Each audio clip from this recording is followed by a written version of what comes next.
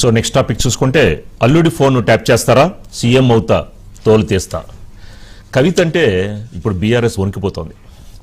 మామూలుగా చూసుకుంటే భార్యాభర్తలు గొడవ కానీ, అత్తా కోడలు గొడవ కానీ, ఆ కొట్లాట్లు కనుక రోడ్డు మీదకి వస్తే కుటుంబం పరువైపోతుంది, పక్కన వాళ్ళకి కూడా వినోదమే. ఇప్పుడు ఈ కవిత, మాధవరం కృష్ణారావు ఈ ఇద్దరి మధ్య గొడవ ఇప్పుడు అందరికీ కూడా ఏం జరగబోతోంది, ఏం మాట్లాడబోతున్నారు అనేది అందరూ కూడా చాలా ఆతృతగా, చాలా యాంగ్జైటీగా ఎదురు చూస్తున్న పరిస్థితి. ఇలాంటి పరిస్థితుల్లో ఎప్పుడైతే కవిత మాధవరం కృష్ణారావు గురించి మాట్లాడడం, మాధవరం కృష్ణారావు నువ్వు అధికారంలో, మీ ఫాదర్ అధికారంలో ఉన్నప్పుడు నువ్వు 10 ఏళ్ళు ఏం చేసావో మాకు తెలియదా అని చెప్పడం, అంటే మాధవరం కృష్ణారావు చేసిన ఆరోపణలు చూస్తూ ఉంటే చాలా సీరియస్గా ఉన్నాయి. ఐడిపిఎల్కి సంబంధించిన కొన్ని వేల కోట్ల విలువ చేసే భూముల్ని ఈ కవిత కానీ, వాళ్ళ హస్బెండ్ కానీ, అనిల్ కుమార్ కానీ, అలాగే ఏవిఆర్ ఇన్ఫ్రా పేరుతో ఐడిపిఎల్కి సంబంధించిన కొన్ని కంపెనీలని సర్వే పేరుతో వేరే సర్వేలు పుట్టించి వేరే లెక్కలు చూపెట్టి దగ్గరగా కొన్ని వేల కోట్లు స్కామ్ చేశారు అనేది మాధవరం కృష్ణారావు చేస్తున్న ఆరోపణ.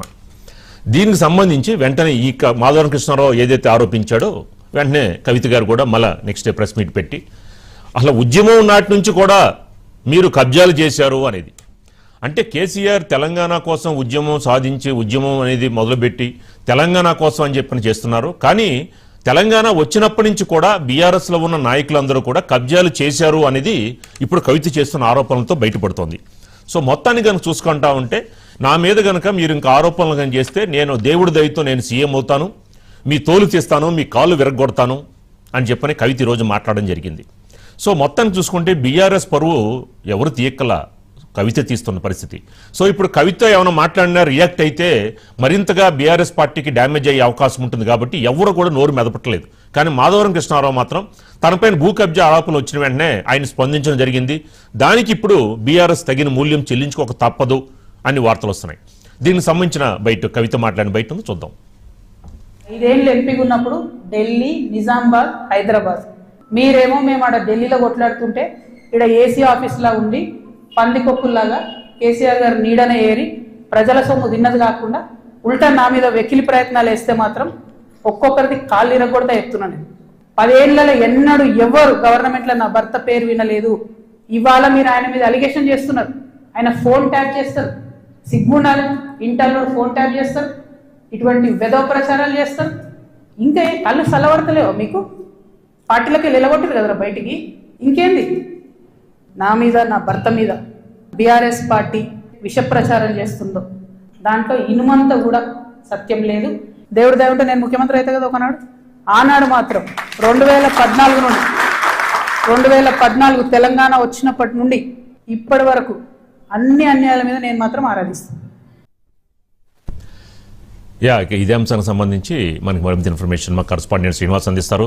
శ్రీనివాస్ గారు, ఏంటి సీఎం అవుతానంటున్నారు, ఏంటి దేవుడు దయ ఉంటే అంటున్నారు, మరి ఎప్పటికవుతారనేది చూడాలి. అంటే అందరూ కూడా మనం బెస్ట్ ఆఫ్ లక్ చెబుదాం, దాని గురించి ఏం తప్పులేదు. కానీ రేవంత్ రెడ్డి గారు ఏమంటారు? శ్రీనివాస్ గారు. రాజు గారు, తెలంగాణ జాగృతి అధ్యక్షురాలు కవిత రోజు రోజుకు తన స్వరాన్ని పెంచుతుంది. అదేవిధంగా ఆ స్వరం ఎవరి వైపు పెంచుతుంది అంటే సొంత పార్టీ, సొంత కుటుంబం పైన పెంచుతుంది. అయితే దీని వెనకాల బీఆర్ఎస్ నేతలు ఏమంటున్నారు? రేవంత్ రెడ్డి ఉన్నాడు, రేవంత్ రెడ్డి ఆడించినట్టు కవిత ఆడుతుంది, రేవంత్ రెడ్డి మాట్లాడమన్న అంశాల మీదనే మాట్లాడుతుంది అనేటువంటి విమర్శలు కూడా బీఆర్ఎస్ నుండి వస్తుంది. ఈరోజు కవిత సొంత కుటుంబం పైనే ఒక సంచలనమైనటువంటి వ్యాఖ్యలు చేసింది. ముఖ్యంగా తన భర్త ఫోన్ ట్యాపింగ్ చేశారు, అల్లుడు ఫోన్ ట్యాపింగ్ చేశారు అంటూ, అంటే కేసీఆర్ను అదేవిధంగా కేటీఆర్ను టార్గెట్గా చేసి మాట్లాడినట్టు కనిపిస్తూ ఉంది. అంతేకాదు వాళ్ళ తోలు తీస్తాను, దీని వెనకాల ఎవరున్నారు ఏంటి అనే అంశాల మీద నేను ఎవరికి భయపడను, ఇన్ని రోజులు కొంత జాగ్రత్తగా ఉన్నాను, జాగ్రత్తగా మాట్లాడాను, కానీ ఇప్పుడు మాత్రం నేను ఎవరికి భయపడను, వాళ్ళ మీద అవసరం అంటే లీగల్గా కూడా పోరాడతాను, అదేవిధంగా తాను భవిష్యత్తులో సీఎం అయితే 2014 నుండి ఏ విధంగా జరిగింది వాటన్నిటి మీద విచారణ జరిపిస్తాను అన్నటువంటి వ్యాఖ్యలు కూడా చేసింది.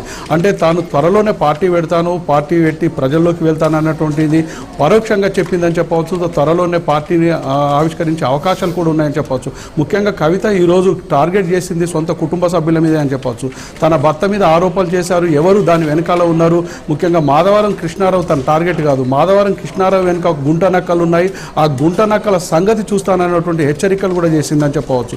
ముఖ్యంగా తన భర్త పట్ల చేసినటువంటి వ్యాఖ్యలను తీసుకోకపోతే లీగల్గా పోటీ చేయడమే కాకుండా వాళ్ళ మీద చర్యలు తీసుకుంటానటువంటి హెచ్చరికలు కూడా చేసింది. కవిత మాట్లాడే దాంట్లో ఆమె సొంతగా మాట్లాడుతుందా లేదు అంటే ఇతర పార్టీ ప్రోద్బలంతో మాట్లాడుతుందా అనేది పక్కన పెడితే సొంత కుటుంబ సభ్యుల మీద సొంత పార్టీ ఇన్ని రోజులు ఆమె ఏ పార్టీలో ఉందో ఏ పదవులు ఏ పార్టీలో తీసుకుందో అదే పార్టీ మీద సొంత పార్టీ నేతల మీదనే ఫైర్ అవుతున్నటువంటి విషయాన్ని చూసేదంటే కవిత తప్పకుండా పార్టీ పెట్టే అవకాశాలు ఉందని చెప్పవచ్చు.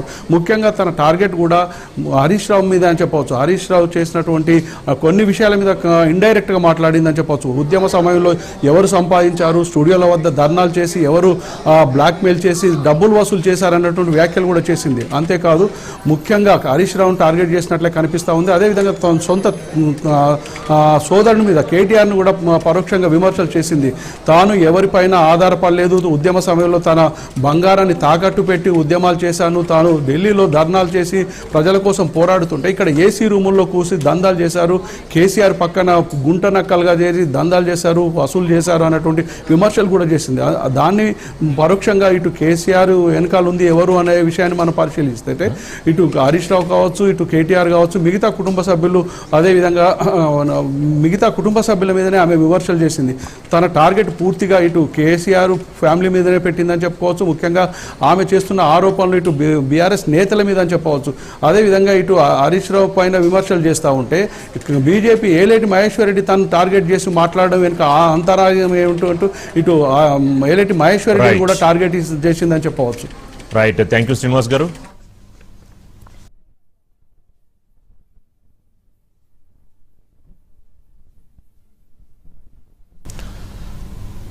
సో నెక్స్ట్ టాపిక్ చూసుకుంటే మెస్సీతో friendly match CM Revanth Reddy.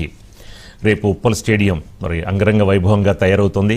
మరి ప్రపంచ ఫుట్బాల్ దిగ్గజం మెస్సీతో తెలంగాణ సీఎం రేవంత్ రెడ్డి మరి ఫుట్బాల్ మ్యాచ్ ఆడబోతున్నారు, అంటే ఫ్రెండ్లీ మ్యాచ్. ఇలాంటి పరిస్థితుల్లో మొత్తానికి ఈ యొక్క మ్యాచ్ చూడడానికి మామూలు ఏదైతే అభిమానులే కాదు, తెలంగాణ ప్రజలే కాదు, సెలబ్రిటీస్ కూడా ఎక్కువ ప్రాధాన్యత ఇస్తున్నట్టు తెలుస్తుంది. సో రేపు ఉప్పల్ స్టేడియం ఎలా ఉండబోతుంది, మ్యాచ్ ఎలా ఉండబోతుంది అనే అంశంపై మా కొలీగ్ సుచిత మరింత ఇన్ఫర్మేషన్ ఇస్తారు. సుచిత, ఏంటి ఎలా ఉండబోతుంది రేపు మ్యాచ్, ఎంతమంది హాజరు కాబోతున్నారు?